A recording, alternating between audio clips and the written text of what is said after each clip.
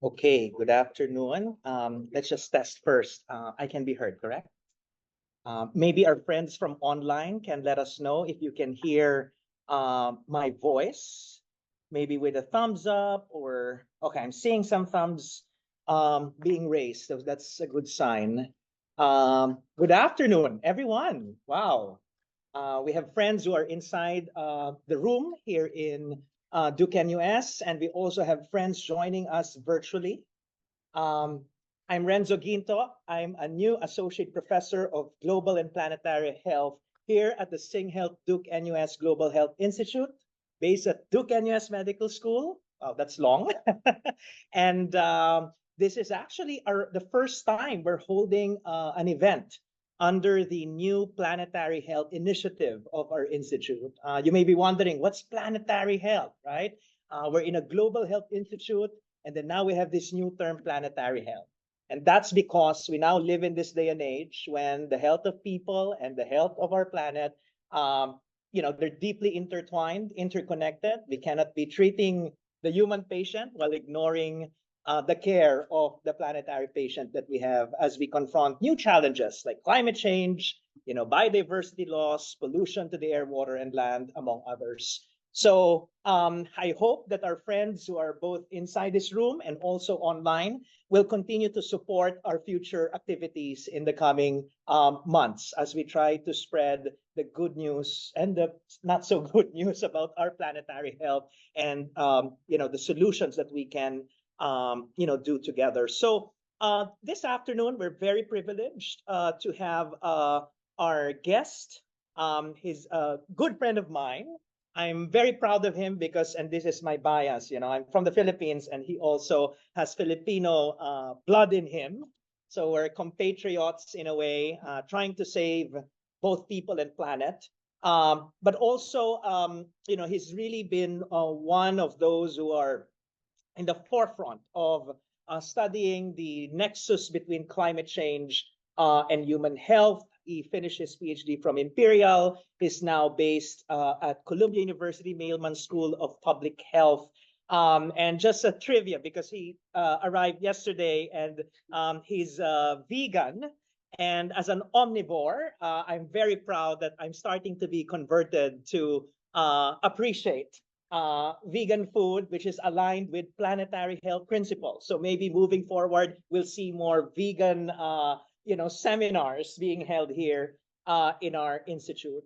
So I will not prolong this anymore. We'll listen to Robbie for around 30 minutes, 35, and then we'll follow it with hopefully a very lively and interactive discussion. We invite those who are joining online to signal to us if you want to ask questions later, and of course, those who are in the room. So without further ado, Robbie, welcome to Duke-NUS. Thank you.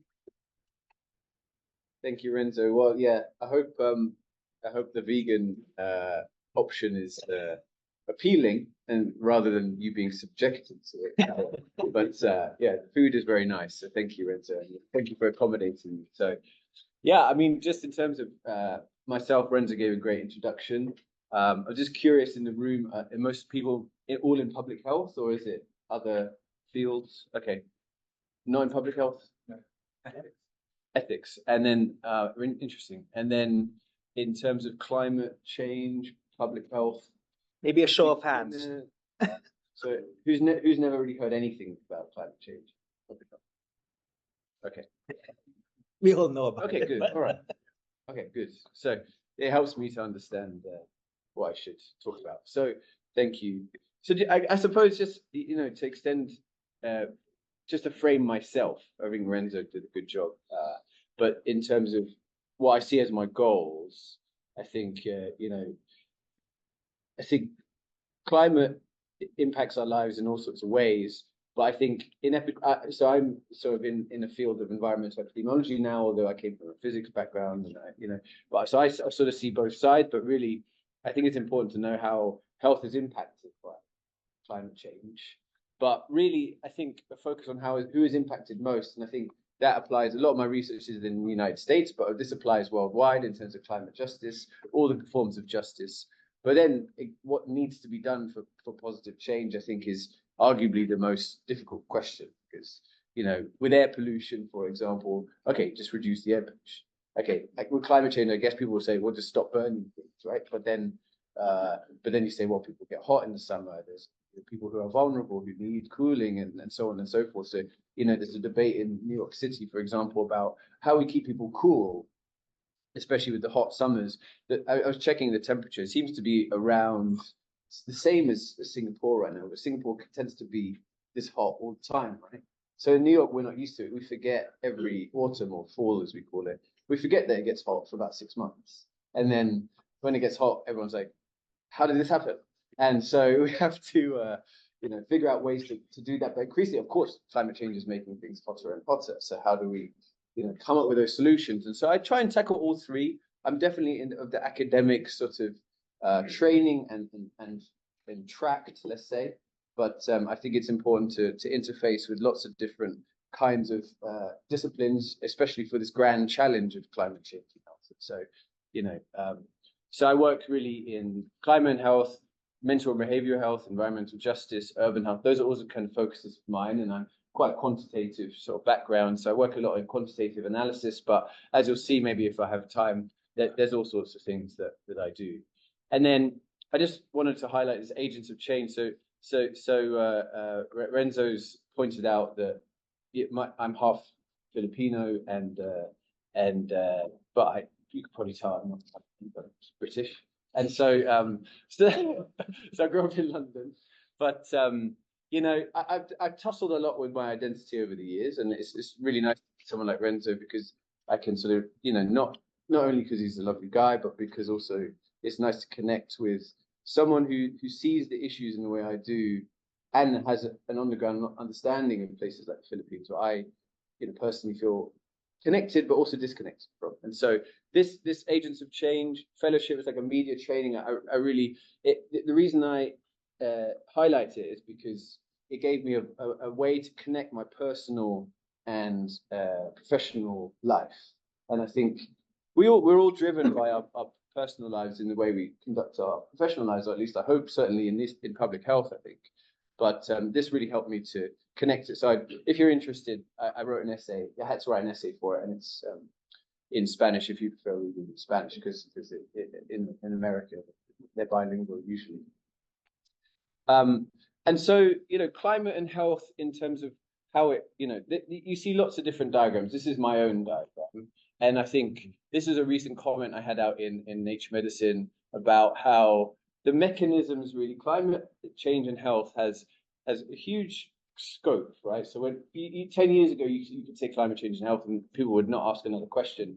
But if you take now, if I say climate change and health, they say, what else? And then you say, oh, climate change and mental health. I say, yeah, but what bit? And so it gets more and more specific. But really, I think when you drill down to it, you've got the large scale socioeconomic disruption, but then you've actually got the local damage and the systemic damage at all the way down to sort of cellular level. And I think really, if I see a frontier of research that maybe is relevant to maybe what you look at, it's really to sort of explore those mechanisms, because I think the mechanisms is where the interventions connect, the positive interventions and the precision sort of medicine can really be incorporated into our approach. And so, you know, I think especially with something like mental health, understanding experimental structures which may be able to highlight those things, I think are going to be really important. So but you know, let's just quickly go over climate and health. So we burn stuff too much, right? So everyone's burning stuff, and it's out of our control largely, but the society and the world is burning stuff, and that creates greenhouse gas emissions. And you know, eventually that cascades down to sort of public health outcomes, and those are all very much you know, pervasive. And I think, you know, Singapore deals with extreme heat a lot of the time, although you probably don't call it extreme heat, you just call it a normal day, right? But you know, this is largely a very AC focused area, right? So like I'm very comfortable right now, even though maybe my heartbeat is probably higher than normal, but you know, I'm sitting in a very comfortable room. So of course it's a social phenomenon as well, right? So climate change and health is a social phenomenon. So it impacts us differently. It all impacts us differently in terms of the impacts, but also the short to mid to long term health impacts, right? And so it's when people say climate health is a social issue, I think what they're talking about is poverty, migration, conflict, and how they interface with other social determinants of health. And so someone living with a chronic health condition, we were just talking earlier with the heat lab this morning at Jason's lab, and you know, there apparently there are 0 official heat-related deaths in Singapore, which I find very difficult to believe. I mean, I don't think that's malicious, that statistic, or like nefarious. But why I'm raising it is because I think, you know, certainly in America they have this problem too, where we're undercounting heat-related deaths, I believe, and it's largely due to the fact that if someone were to die from a myocardial infarction or a heart attack or something like that, or stroke, it's hard to know. It's a difficult problem to attribute whether that is actually down to some kind of extreme heat event. And I think in some ways I would argue that the current ICD code, International Classification of Disease, that system isn't a climate adjusted system. And I think that's something I'm very interested in, but I just wanted to sort of highlight that I kind of tend to deal with the missing or understudied connections, which I think there are still plenty, right, between climate and health, both short to long term. So you've got air pollution and health, and then that move to sort of how daily temperature variation affects our health. Then you get to sort of mid to long term, and I'll talk about a few things. Then you've got climate related disasters, and I'm going to talk about that too. But I would just say, so by the way, if you have any burning questions, I'm happy to answer them now or maybe at the end. So it's really up to you. But actually, you know, a lot of climate change and health research is very robust and good. But you know, this is just a plot from the Wellcome Trust about climate change and attribution of health, and that I think is we're at the stage now where we could take any one extreme event and say how much more likely was it due to climate change. So you take a big hurricane, a big typhoon, a big heat wave, and you say how much more. However, what we haven't got really, we've got it a little bit, but really the Wellcome Trust found, you know, a dozen studies that actually this is the climate change and attribution of health impact. So you take one event, how many more people died because of the added accelerant or catalyst of climate change? And that really, I think, if you're interested in the sort of the cutting edge of where I think this is climate change and health research is going, I'm sort of convinced it's here. And I think, why is this important? Well, it's important to just quantify, but what does that quantification allow you to do? I think you're getting to, if you're thinking that way, then that's great, because the so what is actually very important. And I think in terms of attribution, where we talk about global loss and damage and climate justice, if you can say, and this is going on in some countries like the Philippines right now, where a typhoon killed, let's say, 1,500 people, just to pick a number, and you could say 500 of those were due to the added strength of a cyclone, which was due to climate change. Then you could take it to the courts, then you could take it to the UN, then you could take it to COP, and okay, those aside, the imperfect institutions aside, without that information, you can't really do it. So it adds more teeth to the impact of climate change and where you could actually take that information. And these are sort of 4 ways in which they've described trend to trend, event to event, risk-based, and fractional. And so, and the other point is, with public health and climate change, and I've learned a lot from the Wellcome Trust and my dealings with the Wellcome Trust, it's very tempting to just talk to ourselves about public health and climate change, being public health experts. It's very important actually to do studies like this, to interface directly with the atmospheric scientists and the physicists creating these models, because they're the ones who know how they work. And so what climate change and health shouldn't be, and I feel strongly about this, it shouldn't just be adding another column in your table with weather, right? Because if you do that, you get to a point where you're extending air pollution epidemiology, but the solutions aren't there really. And so, and the attribution will be a very different kind of attribution from this counterfactual attribution. And I think that's just something to think about maybe as you go forward. I don't know, is there sort of a department that is relevant to interfacing, or maybe regionally as well, like people who make global climate models and run those kind of things. It's very important to interface with those kind of disciplines, I think. So and that segues quite nicely to the idea that climate change and health is a very nebulous thing in some ways, but it also requires all different kinds of disciplines. And I think you can see some there. Maybe you could see your own skills there. Maybe you don't quite see your own skills there. But I apologize if you don't see your skills there, because they should be there, right? Because it requires, it's a sort of big tent of skills required, because you may be an infectious disease epidemiologist, but you kind of need people who understand climate to deal with that. And maybe you understand, you're a strong quantitative scientist, but actually how it actually works on the ground, for example, is very different. And so applying the ideas, applying the interventions, applying how to, say, for example, add cool roofs to a place, that you can't, if I had my skills as a quantitative scientist and just went around a neighborhood in an area I don't know, don't speak the language, it's a problem, right? So, and actually it can be very counterproductive in some situations. And so it ranges across all different kinds of disciplines and fields. So, and then if you're sort of interested in, I guess, grand challenges, this isn't not a paper I was involved with actually, but I think it's a very good introduction to some of the grand challenges, such as, and this is Dermot Campbell-Lindrum, who's the head of the Climate and Health unit at WHO, and Maria Neiro maybe is arguably more famous, and she's sort of I think she's Dermot's boss, but yeah. So you can see there's 3: promote actions that reduce carbon emissions and improve health. 2 is build better, more climate resilient and low carbon health systems.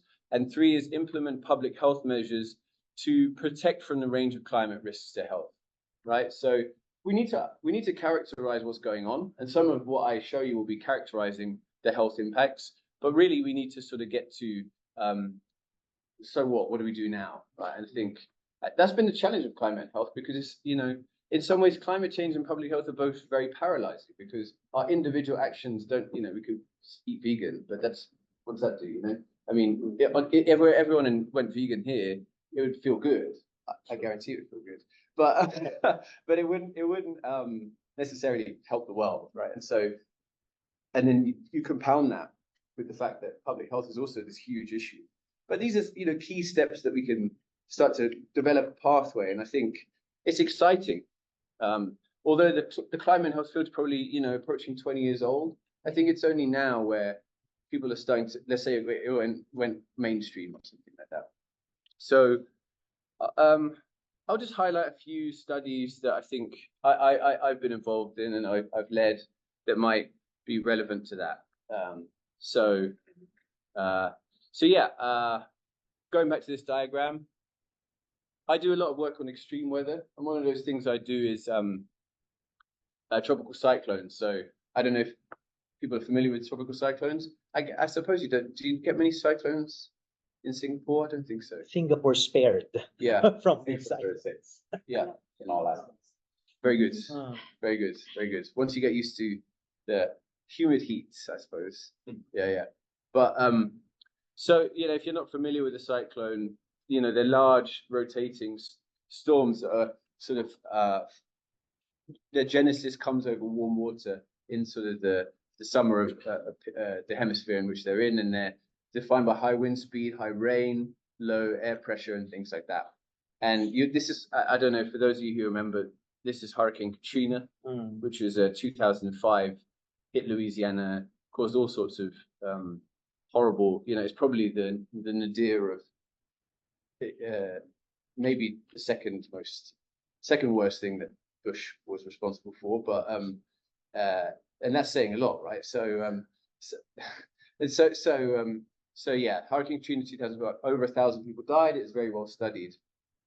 Here's another one, actually, because obviously it doesn't affect just the United States. This was actually in the fall of last year, and this was Hurricane Otis. And actually, the reason this was so bad was not just because it hit a vulnerable area in Mexico, but also because it was actually hard. The forecast was actually harder to make for this disaster. And you know, a lot of the latest literature suggests that climate change is making hurricanes and typhoons harder to forecast reliably. This spun up from a tropical storm to a Category 5 hurricane in you know a very short amount of time, and so we're still feeling the effects there in Mexico. Here's tropical cyclones in the news, because now when I tend to describe cyclones or any climate and health, and I use an introduction, I tend to just take news clippings now. So this is Hurricane Ian,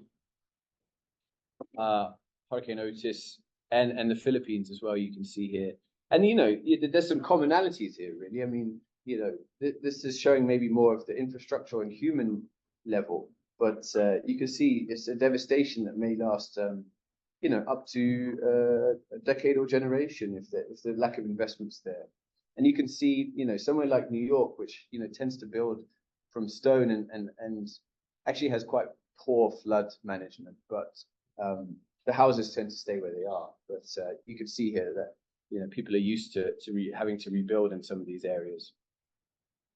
And so, you know, actually going back to the heat-related stuff, which I was talking about, how to actually attribute deaths, it turns out that it's actually really difficult to attribute deaths from cyclones, hurricanes. I should say hurricanes are strong cyclones, and typhoons are the same as hurricanes in that they're 64 knots and above. They're very strong tropical cyclones, right? Spinning, rotating forms of hazard. And who does anyone remember Hurricane Maria in Puerto Rico in 2017? Well, the official death count was about a dozen, or a couple, like maybe in a dozen, so 10, 20, 30.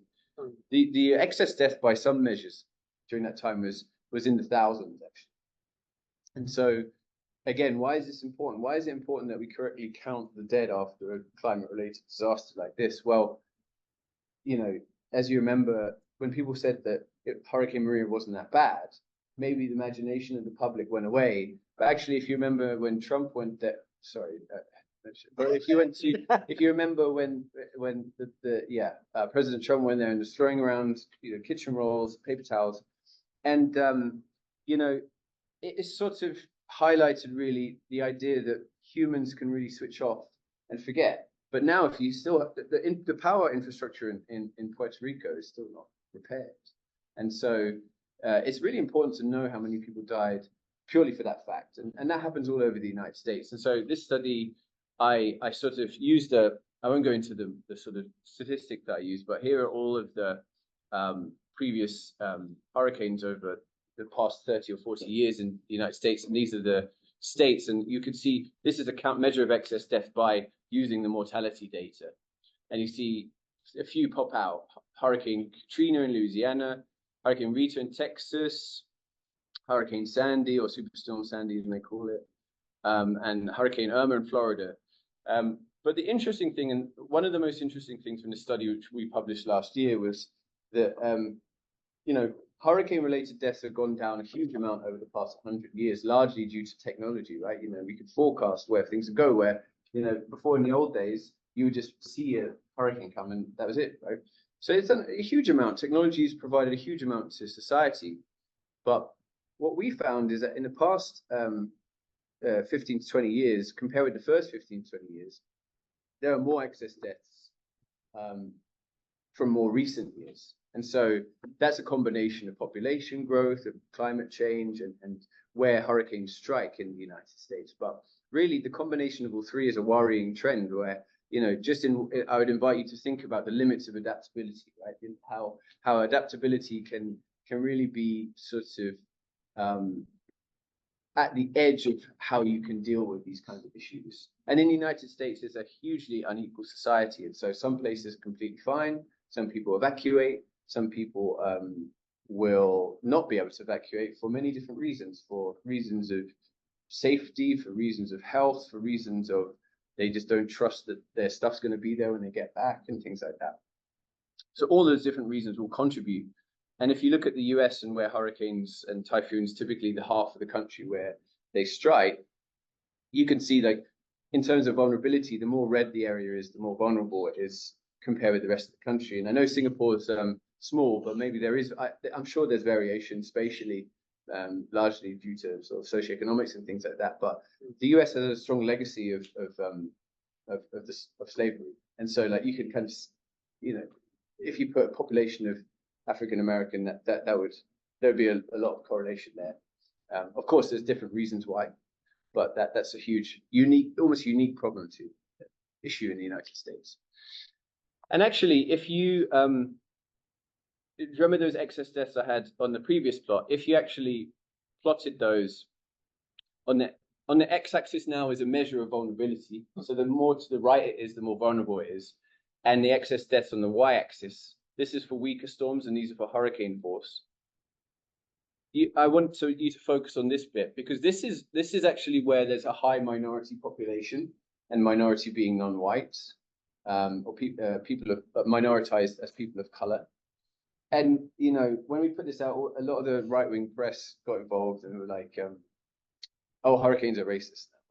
So, but no, so hurricanes aren't racist, but the effects are informed by racism, certainly in the United States. And so, you know, maybe this is a unique United States problem in a way because we have these huge disasters and a very unequal society in probably the richest country in the world still.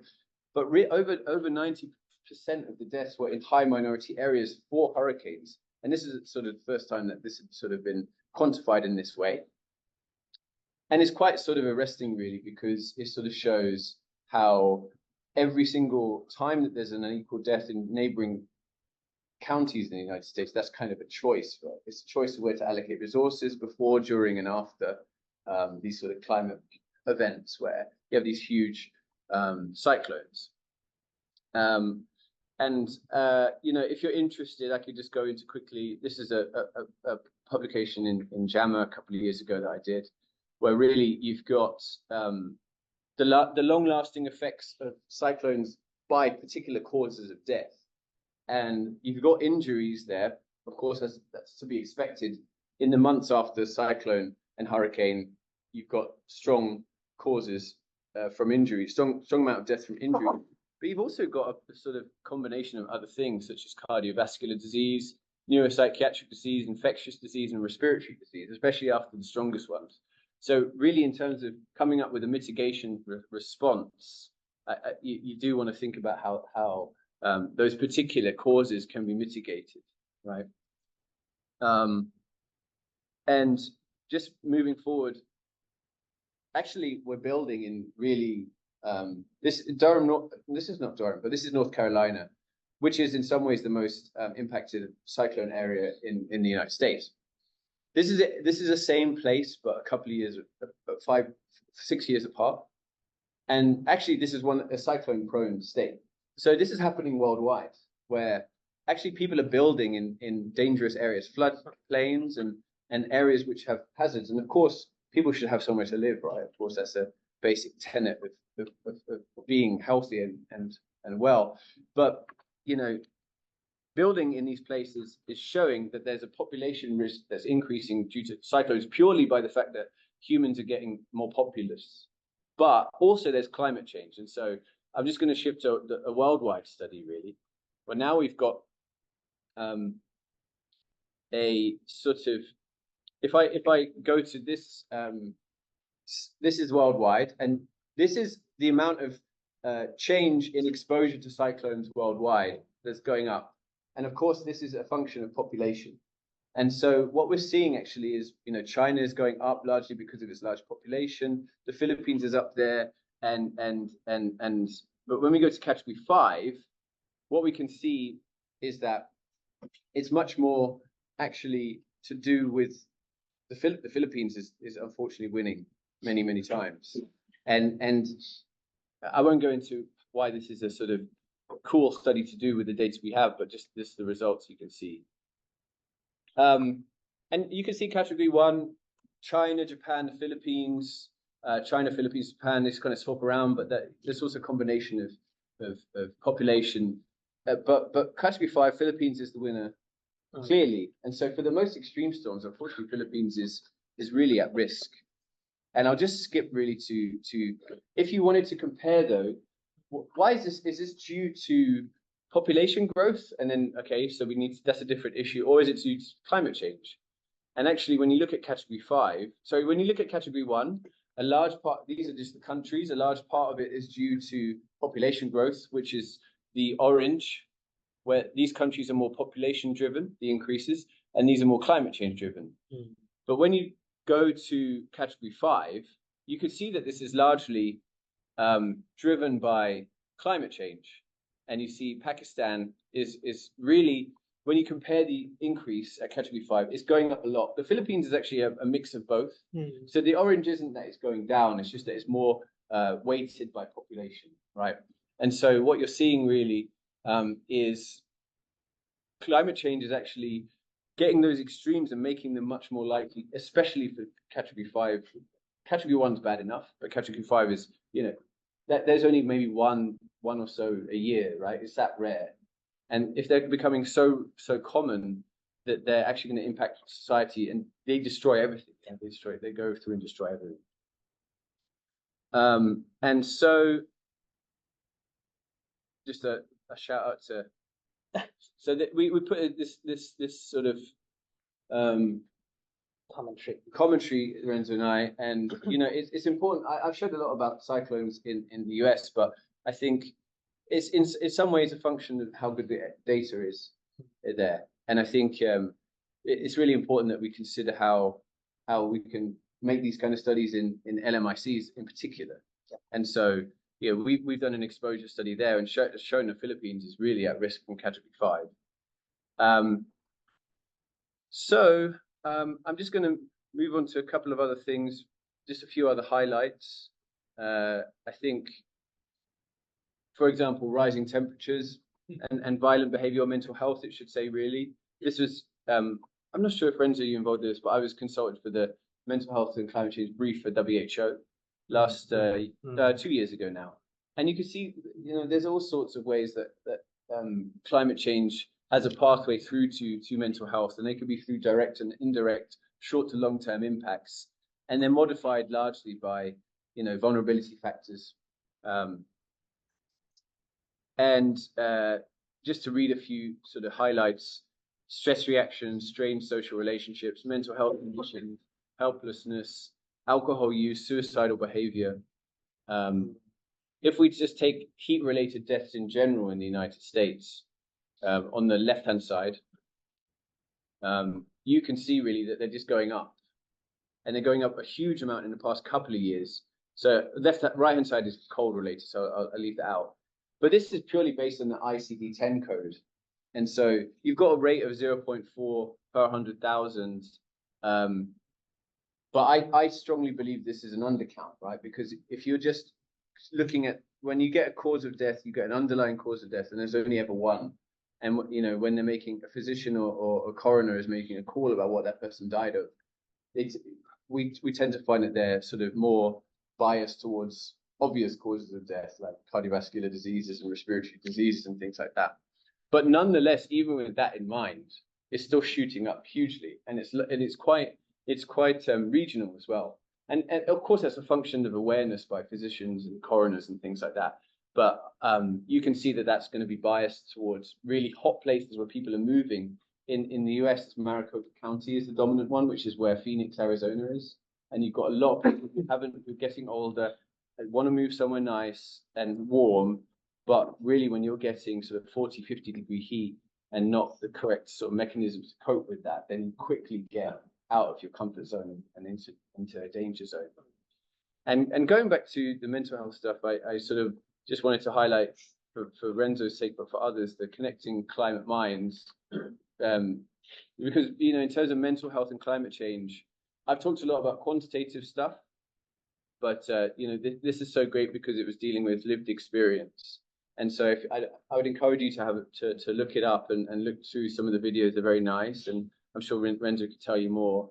But that was our event in Barbados a couple of months ago, and it was a really nice event and a really great group of people.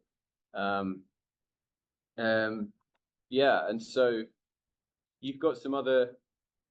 this is a paper I had a few years ago in Nature Medicine, where we looked at where do we think that the sort of by using mortality data, where does the where is the burden of mental health related deaths and injuries largely based? And what we found was, for like an anomalously warm year of sort of under the Paris Agreement, let's think about 1.5 degrees, it was largely based in transport injuries, deaths, drowning deaths, assault and suicide deaths in the youngest males. And the youngest males were sort of at risk. And if you're thinking about an at-risk population, you tend not to think of younger males, because you tend to think of them as, you know, having a lot of the sorts of relatively healthy, have some inbuilt advantages in society, but you know, for mental health related conditions and resilience, and frankly doing ill-advised things like probably swimming in wild rivers and things like that, and driving while intoxicated, that's driving the sort of behavioral deaths. But in terms of the assault and suicide, that's a feeling of helplessness, arguably less resilience in society, and we found that also with alcohol and substance use. That in New York we found, you know, almost like a linear association between how not warm days get you more drinking and hospitalizations, but rather if it suddenly is warm compared with, you know, if it's anomalously warm, people tend to have lower efficacy of drugs, more psychotic episodes, drinking more affected by alcohol. And so I just wanted to highlight a few other things that people may not have necessarily thought about with climate health, just to show that it's such a large topic. You know, I'll sort of get to a few highlights again, but incarcerated people in the United States is a very carceral society, right? So huge amounts of people, it's the highest incarceration rate in prisons in the world. And they're not ready for extreme weather. I don't know about here, but certainly most places aren't air conditioned in the United States in carceral facilities. And there's the 8th Amendment, which protects cruel and unusual punishment. And so really they should be protected. And I'll get onto exciting developments about that later. But you can see here that this is a paper that I was a senior author on out earlier in the year. Really, when you looked at exposure for extreme heat for incarcerated people, it's largely based in very few states: Texas, Florida, Arizona, Louisiana, California, and Georgia. And you may say, so what? The climate's changing. Everywhere's getting hotter, right? You know, why should we care about incarcerated people? Well, actually, incarcerated people and prisons and carceral facilities are located systematically in places which are hotter and more uncomfortable than places in other places in the United States. And that's largely a function of it being easier to build in places where people don't want to live, where people have less of a voice. And I just want to convince you of the fact that this is a justice issue for all of us, not just for incarcerated people, because if you go to like my local area in Brooklyn, there was Brooklyn Jail, where, you know, it's right in the middle of an area where used to be previously very undesirable. And now it's got very wealthy, and now they've actually demolished it and they're moving it to somewhere else, which is, you know, people have less of a voice, right? And so this is happening basically everywhere in the United States, and it's largely a function of the fact that people are like, oh, you should. Who cares about people who commit crimes? They should be punished. Well, yeah, in some ways they should be, but they're also people, you know, and so they need to be protected under the basic provisions of the 8th Amendment in the United States. And just to show, I don't want to focus on this bit, but so the Guardian covered this quite nicely. So it's luckily they were fortunate they covered it. And actually, out of this, it was, you know, in terms of policy change, I probably had the most interesting conversation I've had in a long time with Senator Ed Markey in the United States. And if you're not familiar with it, he's a senator from Connecticut, and he is one of the sort of proposers of the Green New Deal in the United States. So he's asked us to sponsor the bill in the US Senate for actually providing the basic data collection and provision for extreme heat in incarcerated communities in the United States. And I think that's increasingly, you're going to see news stories all summer from the United States, but maybe elsewhere. But also, we are reaching the limits where we can't just leave them to die. I mean, and so the bill will instigate into law the necessity to, in federal prisons only, actually, which is actually, if you saw before, most of them are not in federal prisons, to have an indoor temperature maximum. And so I'm aware of the time, so I will just go through one or two more highlights. It's heat, right? So workers are dying from extreme heat. This is with GRIST. Occupational health is a huge issue, and with the migrant population being high here, with sort of outdoor workers, I'm sure this resonates here. But most places in the United States where it's hottest don't have any protection for outdoor workers, and most places that typically aren't hot historically, like Washington, Oregon, do. But this is just a huge issue. One more thing I'd like to highlight is, I don't know if anyone uses Reddit, but my friend and I set up this heat prep Reddit, and it blew up. So it kind of went to like 3,500 members in a few days. And it's really interesting how people are coping with heat. And people just, the nice thing about Reddit is that people upvote the most interesting stuff. And so you could just see, this is just from yesterday, a screen grab. Like, Q8 is planning systemic power cuts. What we should learn from this: car crashes rise, test scores plummet. So this is actually maybe where I'm comfortable occupying this space, actually. Cooling vest adaptation methodology. Oh, maybe you don't thought about curtains and how they can affect, adaptation improvements. So I'd encourage you, if you're interested and you use Reddit for, I don't know, looking up memes or video games and stuff like that, then and if I was really interested to do an AMA, where you can actually answer questions from the public. So how much time should I? Yeah, you can wrap up. Yeah. Okay. So just last thing, I don't know if it was at COP28, but Renzo and I were. There was around 2.5% were health delegates, but actually that's less than the number of fossil fuel lobbyists. So we've got a long way to go in public health and climate change. So just as a summary, conclusions, we've got a lot to learn still, but we've got to turn it into action. Yeah. We've got to work with vulnerable communities, and there's lots of, with good data, you can do great things. And it sounds like you've got a lot of good data and great data here. So just I'd like to thank, there's a view of my team there, who did a lot of the latest work, and my lab website. And if you're interested in some of the methods, I've got the summer school every August, and that was the last year's.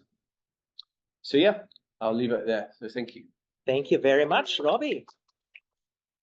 And I think that those few last slides that you showed, the team that you have, the workshop, I think it's a very fitting reminder that addressing climate and health will require not just teams, not just a village, an entire planet, working together.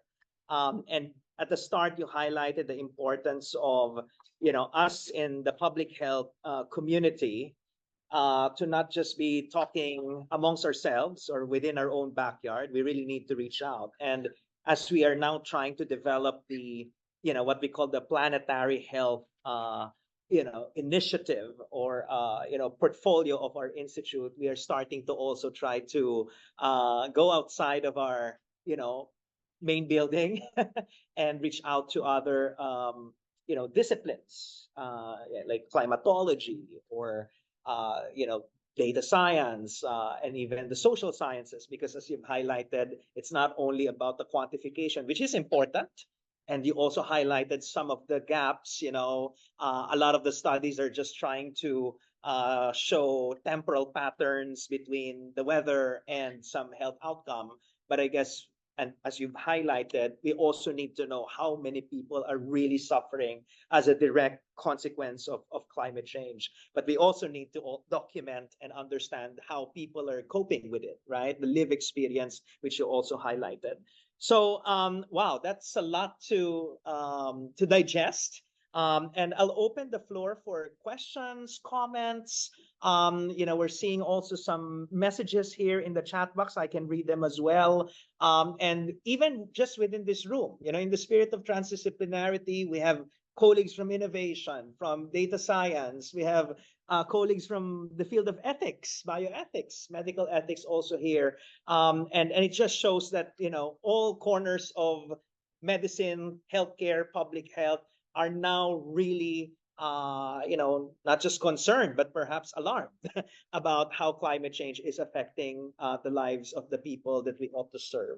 So any questions, comments? But I can read this one from Woody J. Apa, who's actually from the Philippines. He said, so interesting to have a study on the health impact of persons deprived of liberty here in the Philippines, where jails are more than 300% congestion rate. Another perhaps, how do you describe it? Carceral society. The jails in the Philippines are not only not ready for typhoons, they're also not, Right. perhaps heat proof. So that's something we can also explore, how we can, as you've already alluded to, bring these studies that you've already been doing, for example, in the States, because the data is available. How do we do that also in low and middle income country settings? Any other thoughts? Comments? We have around 15 minutes for a discussion. Sure. I have kind of a general comment about your approach. I was impressed with the complexity of all these arrows that are going from the climate to the psychology to the health. And I think the area you are in is even maybe more complex than a regular epidemiology or chronic disease epidemiology stuff where I'm coming from, in that there are so many factors. Yeah. And it's very rare that you have one cause leads to one effect, kind of like one-to-one. It was kind of two examples of which is a little bit kind of opposite of what you are showing so eloquently. For example, a number of countries in the world had a lowered mortality during COVID. So COVID was Yes. a bad thing; it increased COVID. But in a certain number of countries, actually, overall mortality went down during COVID for all kinds of reasons. Yeah. And New you Zealand kind of is- incorporate that, and actually, a cause can actually have some positive effects and some negative effects at the same time, depending on what time we are talking about, depending on the population you are talking about, but maybe also where on the globe you are. I'm actually far from equator. I'm closer to the pole than from equator. I'm from Norway.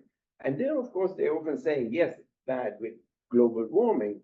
And people are complaining that there's not as much snow in the winter because they can go skiing. But in the big scheme of things, actually, it's healthier climate now in Norway than it used to be because it's kind of mild winters. You don't need so much clothes. People are not dying from kind of cold exposure in the same way they did before. And you can actually, both in Norway and Canada, you can now grow crops that earlier didn't grow. So from the kind of agriculture point of view, there are some planets of the world which actually benefits from this. So to bring all this together is so complicated. I think you're doing a wonderful job trying to look at all these factors. Sure. But the more you kind of think about these factors, the more complicated they become. And this is more a comment than a question, I guess. Yeah, I think your point's a good one. I think, thinking regionally or globally and thinking methodologically, it's a tough challenge. And we could talk about methods if you like, but in terms of the idea of who becomes at risk, largely up to a threshold, which is quite far, more rich people and more rich countries are actually resilient. But within the country and within the world, the people, take cyclones, for example, and Hurricane Katrina, there's a racial element to it too in the United States, but largely the people who died were in the ninth ward in Louisiana, in New Orleans. And that was largely a function of the fact that they blocked off the roads where people were trying to escape to let the richer white neighborhoods go first. And so there's an element there of, you can see even in the neighborhood to neighborhood level, social interventions by government, which actually make a difference, right? And that's not even without those social interventions. With evacuation, for example, in cyclones and hurricanes and typhoons, the people who can leave do leave. The people who can't leave tend to be people who may live cheek by jowl right next to each other, who actually certainly don't benefit. And so I think when you think about these kind of things, both regionally and globally, there are people who benefit, but I think there are a lot of people who, at the very bottom, wouldn't benefit. And I'm just trying to think of how that would be in Norway, but maybe invite you to think about that. But maybe small business owners, people who work in cash societies or gig economies, things like that. So I wonder, of course, cardiovascular disease would likely go down because it would get warmer, right?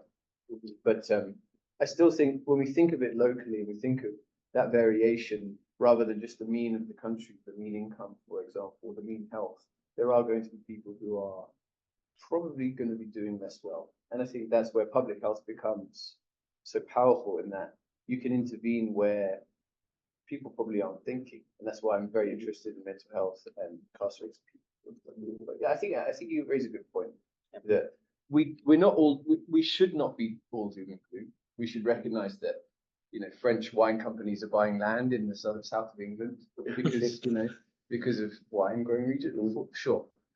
But probably, and I would sort of just posit that, strongly, that if you took the world as a whole, you're going to get many more unfortunate deaths. Like that.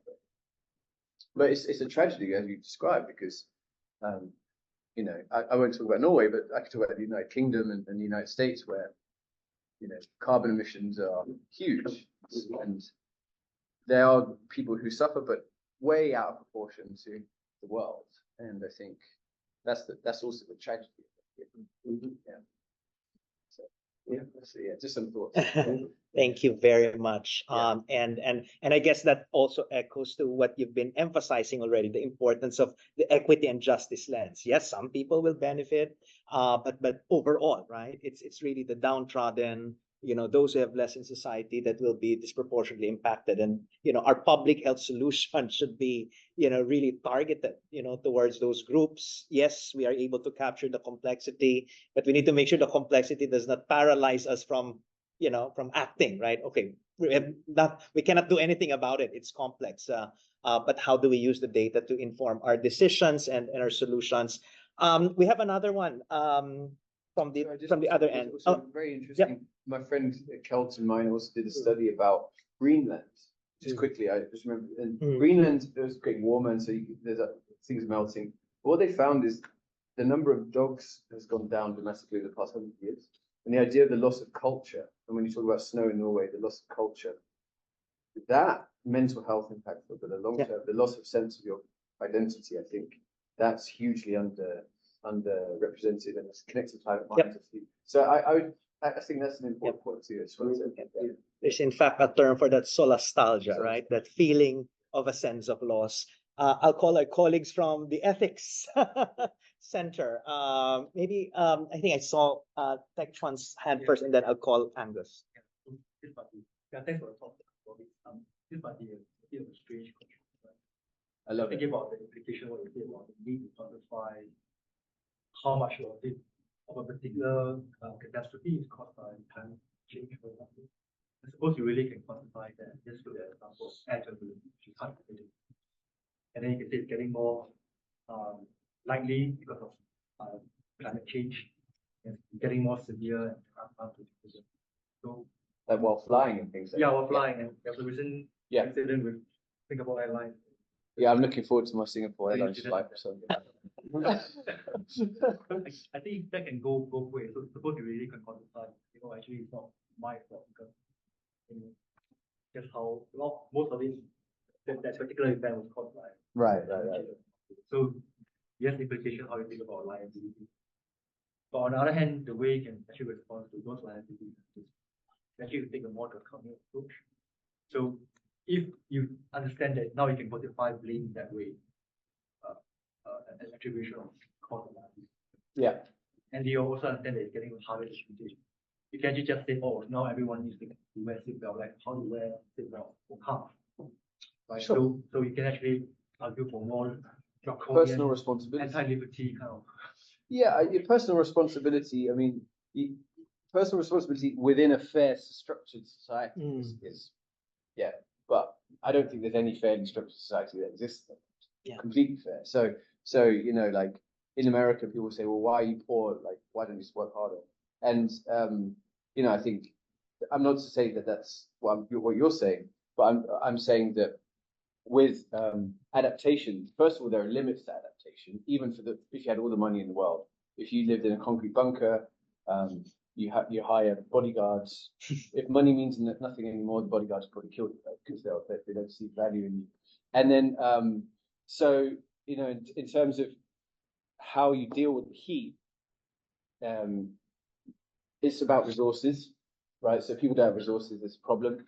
But then really the thing about adaptation is responsibility for the attribution. I'm more focused on like really big companies in the petro states that should really be paying the loss and damage and the money to those people who are unable to deal with it themselves. So yes, to a personal responsibility. Yes, to you should, you know, eat a vegan diet, try and fly less, you know, try to stay in cool areas, but recognizing that sits within a society which is probably biased towards the rich to be able to deal with those problems. Is that is that relevant to what you're saying? You might about people misusing quantification of causal impact of climate change. We've got excuse and so on from liability. Or the other way they can respond is, oh, okay, now that you're going to quantify this, I'm going to make the most easiest kind of dimensions in an enclosed space like that. Oh yeah. So this is a good point actually. So I really no, this is a good point, because now, you know, a lot of people have gone from we need to eat vegan to it's nothing to do with me because of petrostates. It's somewhere in the middle actually. It's actually somewhere in the middle. So if you say, oh, it's bigger than me, well, every social, nothing in the world has sort of positively changed. Things have negatively changed. Nothing has positively changed without a broad-based social coalition. And that starts with one person, or starts with two people, or starts with lots of different people feeling the same way, deciding to come together. So no, I totally agree with you. The last thing I would want is that analysis to make people feel there's nothing to do with them, actually. Yeah, I agree with you. Totally agree with that. Yeah. I think I understand now what you're saying. Yes. Yeah. And actually, this discussion is related to one of the questions asking, you know, is there a role for nudges, you know, for it to facilitate or drive individual actions that has already have been, alluded to. Yes, but only to a certain extent, because we really need to address the more structural issues and to also make sure that the big powers, right, do not get away from murder because of the emissions and the destruction that they've created. Angus, I think you have a question or comment. Yes. So thanks very much for a great talk. You're presenting here like amazing, complex documentation of things. I'm interested whether you had any thoughts about how that then relates to thinking about changing people's behavior, political action, social change, and so on. And I guess there's a danger with a lot of epidemiology where you're documenting tragedy.